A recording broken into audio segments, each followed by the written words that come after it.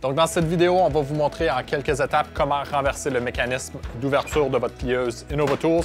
Donc d'origine de la manufacture, elle est en mode tiré pour barrer.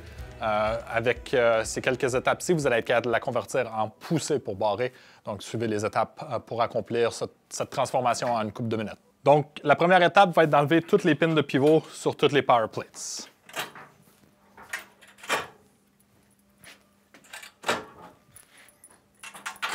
Et on va tirer la poignée vers l'avant. Avec une clé Allen 1.8 sur votre impact ou à main, on va enlever les boulons sur les côtés pour enlever les stops des power plates. Donc, gardez-les du même côté d'où ils proviennent. On va répéter cette étape-ci sur toutes les power plates.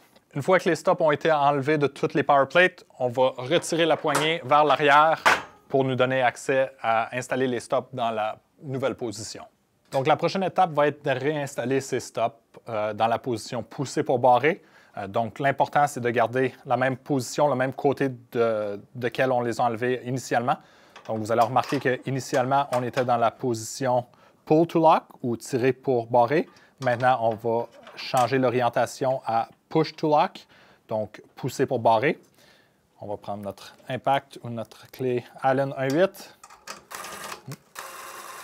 On va visser ceci. Ça n'a pas besoin d'être super serré. Les boulons sont faits en stainless, donc ils sont mous. Donc, il n'y a pas de besoin de les serrer trop serrés. On va continuer la procédure en push to lock sur toutes les power plates d'un bout à l'autre de la plieuse. Donc, quand on est en push to lock, en poussée pour barrer, on s'assure d'avoir les stops à l'extérieur.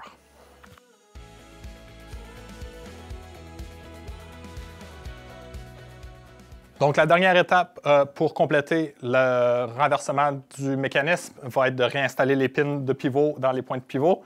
Donc, on va tirer la poignée vers l'avant. Vous allez remarquer qu'il y a deux différents trous.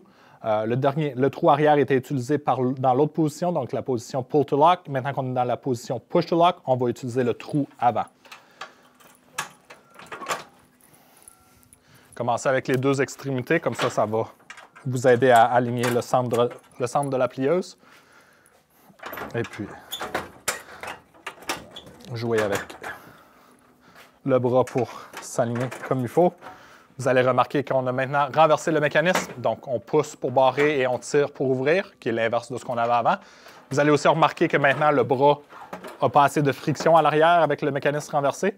Donc, faites simplement ajuster les bolts 3.8 comme on l'a montré dans la vidéo initiale pour ajuster comment facile que ça ouvre et ça ferme.